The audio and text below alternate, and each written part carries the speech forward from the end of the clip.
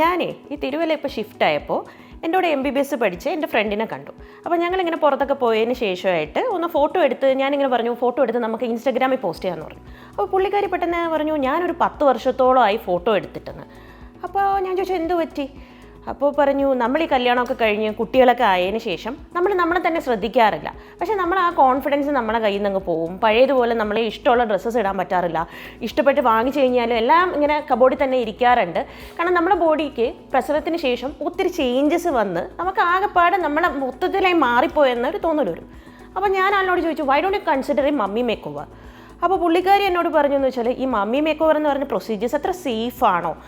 നമുക്ക് ഈ ലൈപ്പോസെക്ഷനൊക്കെ ചെയ്യുമ്പോഴത്തേക്ക് അത് ഇങ്ങനെ ചില കോംപ്ലിക്കേഷൻസ് ഒക്കെ നമ്മൾ കേൾക്കാറുണ്ടല്ലോ. പിന്നെ എന്തൊക്കെയാണ് ഈ മമ്മി മേക്ക് ഓവർ പ്രൊസീജിയേഴ്സിൽ ഇൻക്ലൂഡഡ് ആണെന്നുള്ളൊരു കാര്യം എന്നോട് ചോദിച്ചു.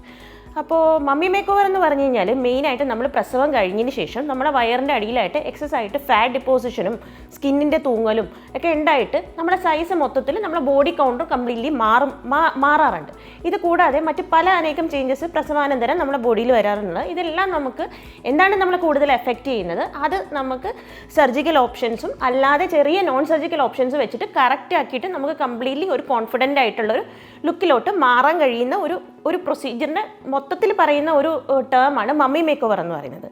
അപ്പോൾ ഇതെല്ലാം പറഞ്ഞു കഴിഞ്ഞതിന് ശേഷം ആൾ കഴിഞ്ഞ ആഴ്ച മമ്മി മേക്ക് ഓവറിൻ്റെ പല സർജറികളും കഴിഞ്ഞു സേഫായിട്ട് ഡിസ്ചാർജ് ആവുകയും ചെയ്തു. എൻ്റെ കൂടെ ഫോട്ടോ എടുത്ത് ഇൻസ്റ്റാഗ്രാമിൽ പോസ്റ്റ് ചെയ്യുകയും ചെയ്തു.